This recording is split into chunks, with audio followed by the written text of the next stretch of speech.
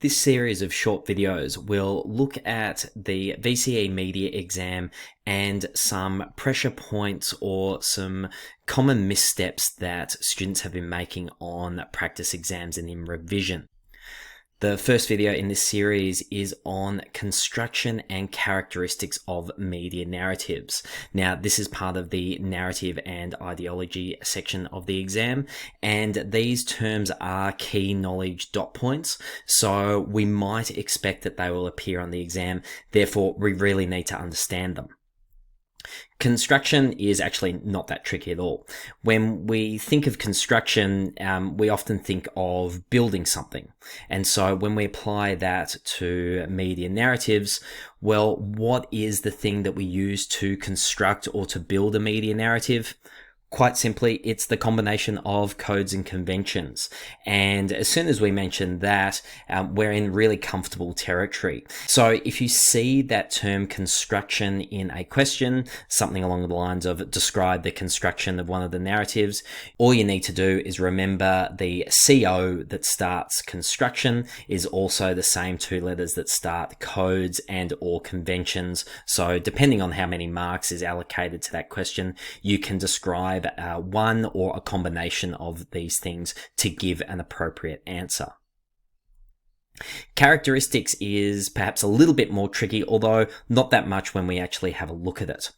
When we think of the term characteristics, they're often associated with common distinguishing features. So if I was to ask you what are the characteristics of a zebra, what are its distinguishing features that set it apart from other horses? Well, that's really simple. It's the black and white stripes.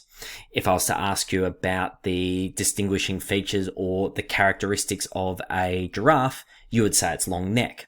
In media narratives, what are their common characteristics? Well, they can be separated out into form. So what separates a film from a TV show, what separates the different genres, and what separates different styles.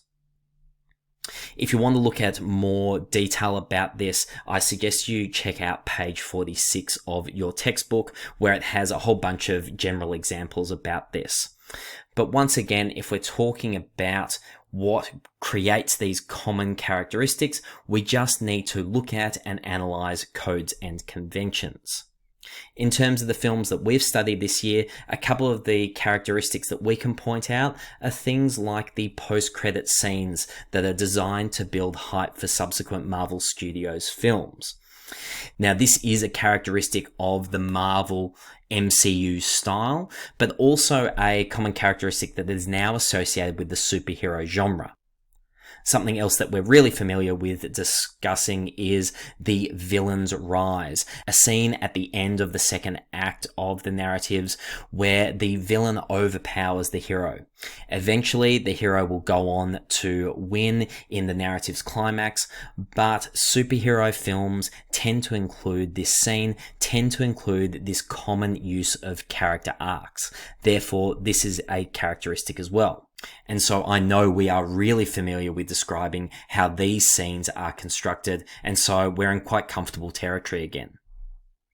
Similarly, when we're talking about the protagonist character arc, where Tony Stark experiences a transformation from being a playboy billionaire to a well-respected hero, and King T'Challa goes through a growth arc where he is a king and a superhero at the start of the film, but an even better, more generous one at the film's conclusion. Once again, a hero's transformation or growth is a characteristic of superhero films, and having a character arc that begins and ends within the film's confines is also characteristic of the form of film itself.